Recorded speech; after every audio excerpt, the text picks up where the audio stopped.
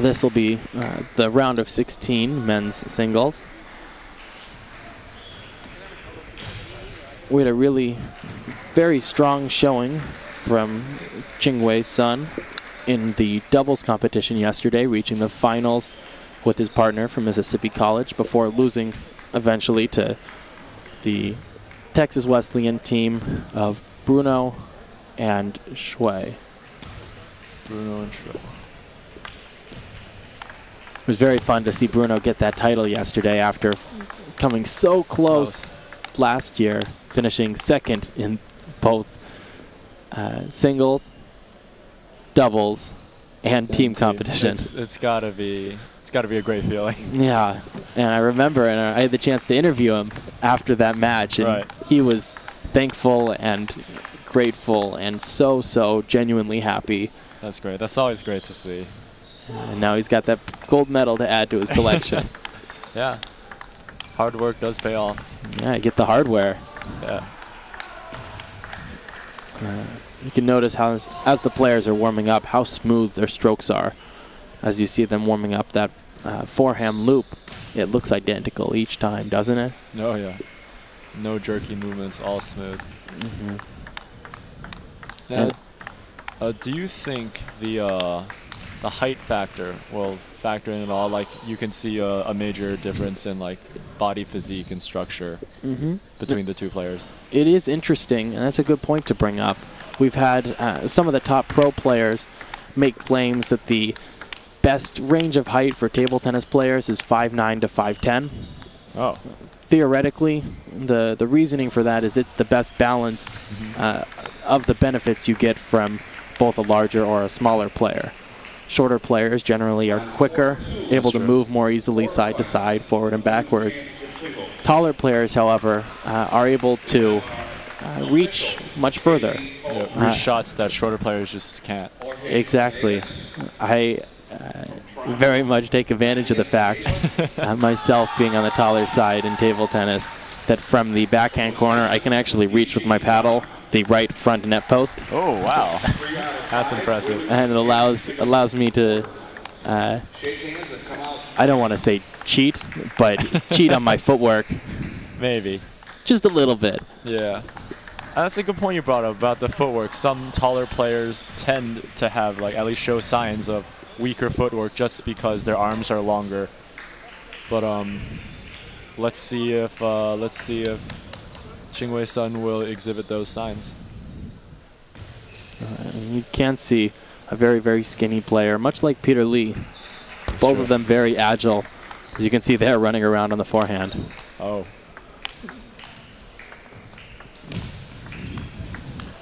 That's incredible. And that's the beauty of a modern defender, is that as soon as you see an opening, you attack. Exactly, playing it down the line, out of reach. Very strong. This is going to be an exciting match. I love watching choppers and attackers. Yeah, I had the opportunity at the Butterfly LA Open this last year to see Jose Huque. Oh yeah, I saw that on YouTube.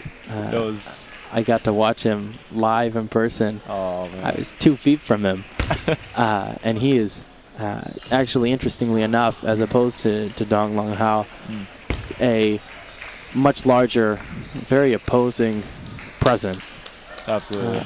He's a big guy, not necessarily bulky, muscular like you see in other sports, and not necessarily gargantuanly tall like you might see in other sports, but he is in unbelievable shape. Yeah. And you could tell. Being as a chopper, you need to run a lot, because your opponents will try to put the shots to the corners of the table, making you switch from forehand to backhand. So if you can't run fast, you don't have great footwork, then it's going to be very hard to succeed.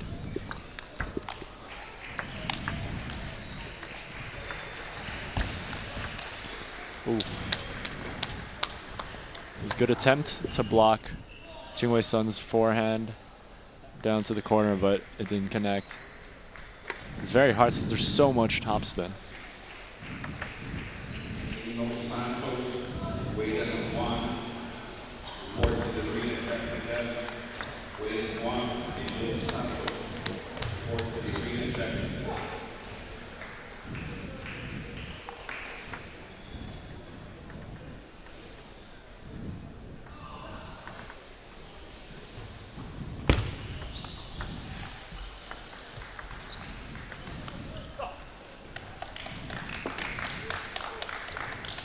good defense seen here by Donglong.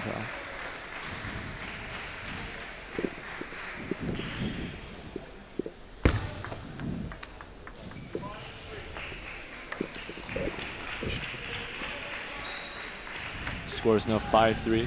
Qingwei is serving.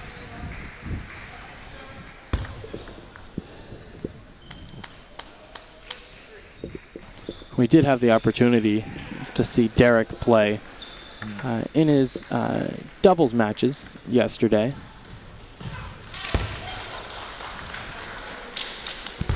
And even in doubles, Derek was very agile.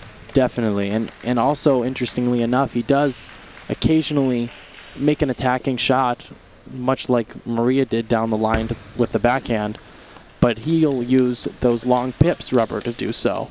That's right. And that creates a very unsettling shot for your opponent. Especially because it's down the line, it requires even more time to react to it, and time's not something you can afford. Yeah, if ping pong was really slow, it would be easy. That's true. But it's not.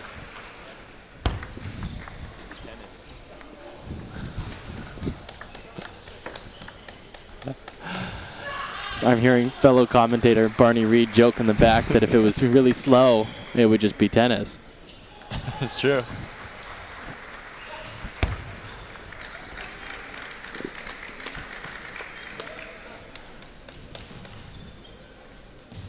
Tight game so far. Score is 7-7. Both players feeling out their opponent, trying to see whether an aggressive attack mentality is going to win points, or whether, for example, in this one, the wow, killer forehand. So fast. Whether that powerful loop mixed with that short touch drop shot with the underspin to force Donglong to run up is going to be more effective. Right.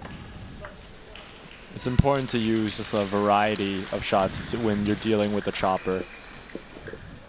Like sometimes Qingwei puts a lot of spin, sometimes he starts attacking more, and like the more you attack, the harder it is for Derek to return. It's like the constant changing of spin can affect the ball so much.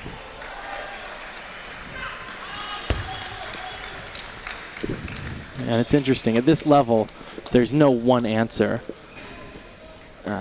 No one shot over and over again is going to win the match because the players will adjust. That's true.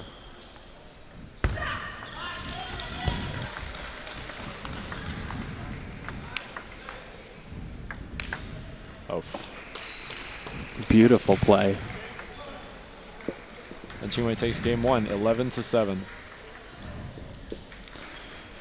Very, very smooth looping attack from him. Incredibly aggressive. Definitely, and with that long frame we talked about earlier, he is able to generate an incredible amount of racket speed. Yeah. I think that's one of like the biggest factors that caused him to win, because when he first puts a lot of topspin, so then when the chop comes back, it kind of floats in the air more, and then he continues to do the same, and at the end he can just almost flat shot it, because the ball goes so high that you just, if you flat shot, it's almost guaranteed to win the point.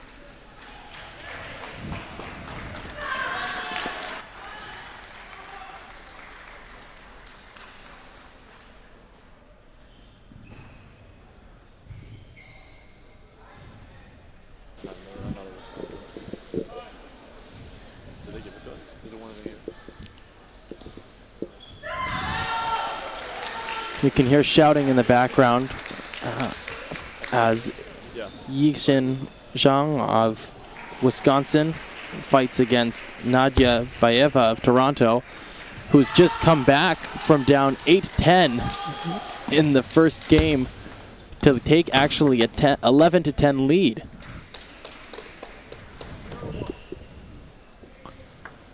Back in table one, you can see Qingwei used his backhand with the pips, and that definitely confused Derek, hitting it way out wide.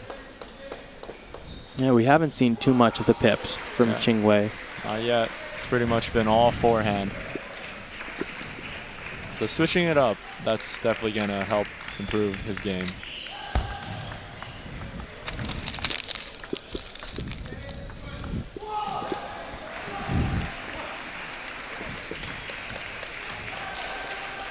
You see he's definitely putting in some more backhands this round.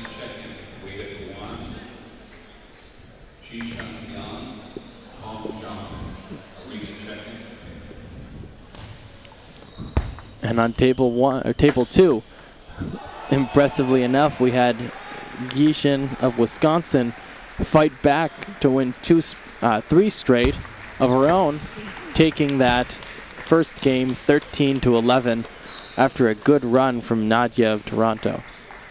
We'll keep you updated on how that's going as their match progresses.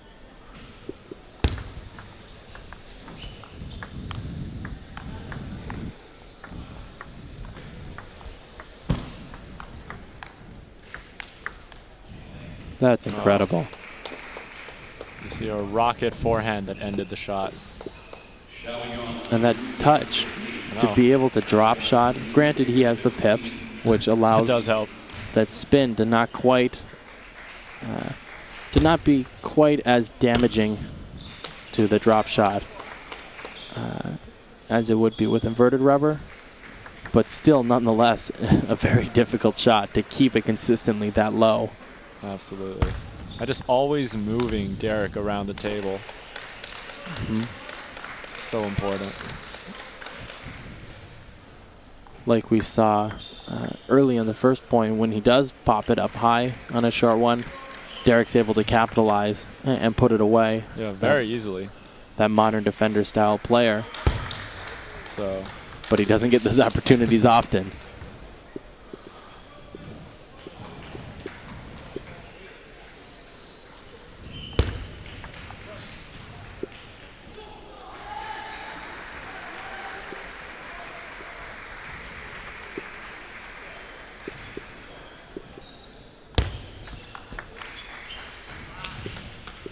Frustration on Donglong's face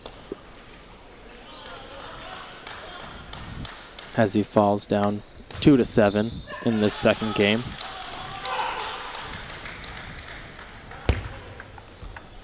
Oh. A lucky ball off the edge. You can see that finger stuck up in the air, acknowledging that there's a little bit of luck. Although both players at this level recognize that that is part of the game, and they'll fall both ways.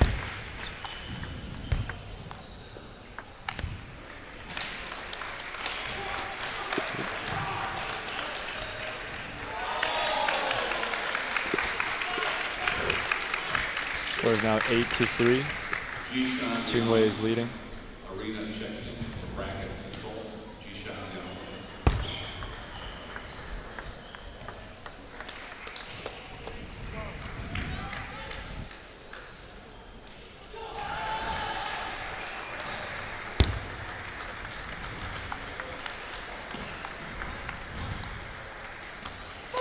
Making it look easy, but it isn't. I'd contend that Qingwei has as smooth of a forehand loop as any player here at the competition. I would say so. A fast shuffle to the backhand corner to put it away. And he takes game 2, 11-3. I feel like he's definitely found his groove. He knows how to deal with choppers. The good combination between fast loops, very heavy spin, and then when you're given an opportunity, just a quick flat shot just to put it away. Definitely. I'm interested to see how Derek is able to adapt. I think so. Do you think he'll be more aggressive, maybe?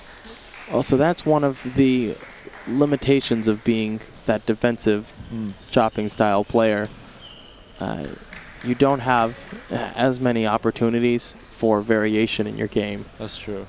Close to the table, you can work more balls to the backhand side, work more balls to the forehand, or move them wide angles. But when you're chopping far from the table, your opponent has enough time, as we're seeing Qingwei doing, especially being a lefty, to run around the chops and attack everything with his forehand. we haven't seen too much twiddling just because in a matchup like this, it isn't really necessary for them to. Neither player, both of them know their game plan and have stuck to it, but at this point, Derek really needs to try something different if he wants to make a run at this game. Right. If he continues to let Qingwei control the shots, control the tempo, where the ball goes, then it's not going to look good for him.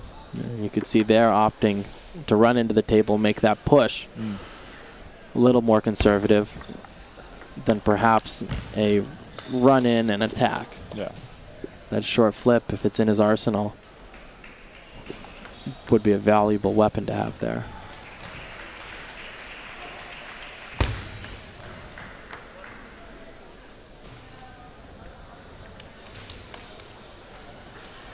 Derek is now serving 0-2. Oh my God! Wow. Beautiful. Great recovery. He clips the top of the net, but he manages to swipe it up from the side. And you'll see it on the replay right there. That, wow, ladies and gentlemen, is a near unreturnable shot. Incredible. Great touch.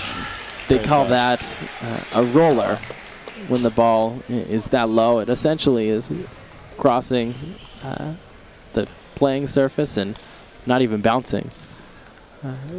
Incredible. For those of you at home who aren't as involved in the table tennis world, you may be under the impression that an opportunity for Qingwei to attempt one of his own. You may not be aware that the ball actually does not need to travel over the net in order to be considered legal for a point. All that's necessary is contact on the top surface of the table. The side does not count, but anything on the top or the top edge is considered in. And that's how we're able to see Derek's roller shot succeed. Good point.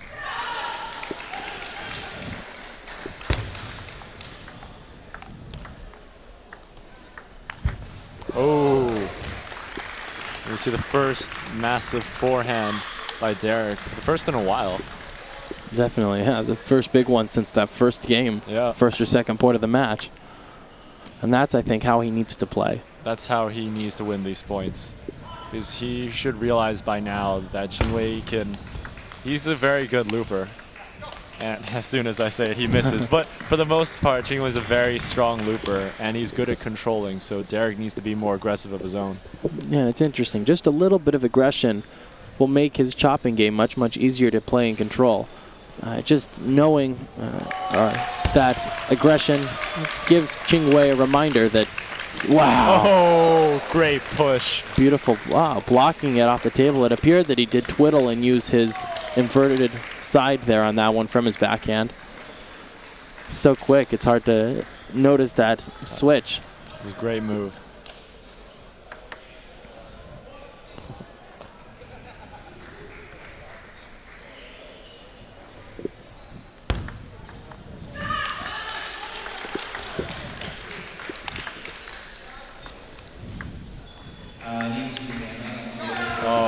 And you can see there, playing with that inverted rubber for one of the few rare times we've seen it, further from the table. It upset Qingwei and gave him a shot he hit long.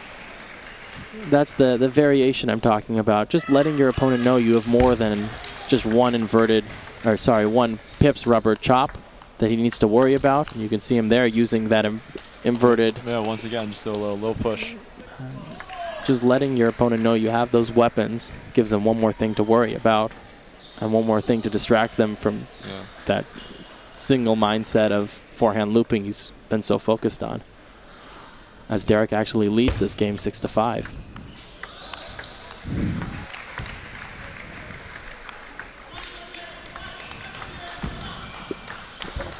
Wow. He switches from attacking the backhand corner to a rocket forehand. And despite losing that point, if I'm Derek, satisfied with the play in that point. Good variation, a good use of both the inverted and pip side of his rubbers. Definitely. Just an unlucky break at the end, catching an edge on his paddle. Wow. Oh, there it is again. The lucky break off the edge, but still so well placed. Catching Derek off guard on the left side of the table as the ball goes to the right.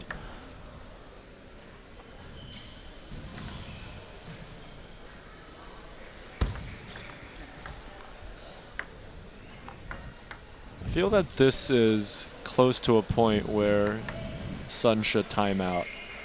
When you're down 2-0, he really needs to take some time to refocus, and that was an amazing down-the-line shot.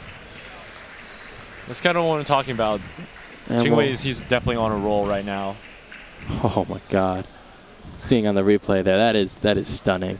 And you can see Donglong down going for that timeout, 6-8. Very useful, like we've talked about, having that coach in your corner who's able to worry about things like timeouts for you. Let you focus on the game. They're there to watch the play and not just talk about it like we do, but really, really analyze what's working, what's not working, much like us. Sometimes when you're in the middle and when you're actually playing the game, it's hard to be, it's hard to look at the bigger picture to see what's going on, but that's what the coach is there for. Exactly. You don't want to be too worried as a player about every single point. You need to remember them so you can pay attention to trends, but not obsess over them. The coach, their job is to obsess over them. And coming out of that timeout strong with the first point. We'll see if he can put together a bit of a run and close off this third game, trying to bring the score to 1-2. Ooh. And we're back even at 8-8. Great serve. A lot of backspin, a lot of side spin as well.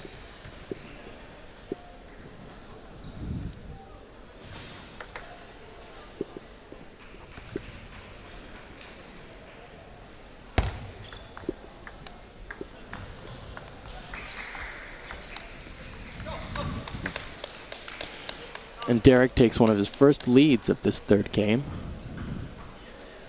at an important time.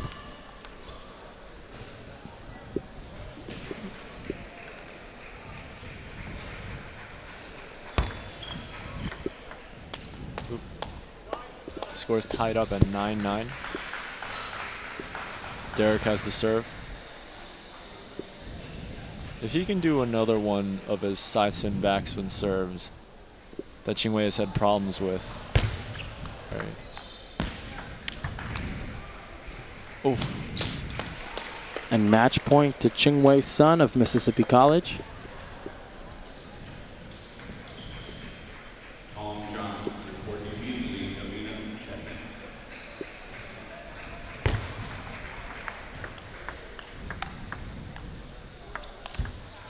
Oh, bit of a lucky shot at the end. You can see Derek really, for the first couple shots in this point, he really started attacking more. Didn't focus on chopping, and just still that variation, that's what's going to help him deter future opponents. Definitely, and we did even see on that last point an aggressive attacking shot with those pips to the cross-court side. It's very hard to deal with. Mm-hmm. But Qingwei did well. Mm-hmm. And although the singles competition is over for Derek, his tournament isn't done, as the Ohlone College team will still be competing in the teams competition that will continue tomorrow. And Ohlone definitely poised to make a run deep into this tournament, where, well, similar to Mississippi College, also poised to make a run deep into this tournament. So these two, depending on how the lineup roster matchups end up, there on the replay you just saw that Pips cross-court attack. Depending on how the roster matchups line up, these two could very well meet again. And we'll see what Derek does to, if that does happen, we'll see what Derek does to change it up this time. Okay, we're going to take a short media break, and we'll be back soon with the next match. Coming up will be Wei Guan of Ohlone College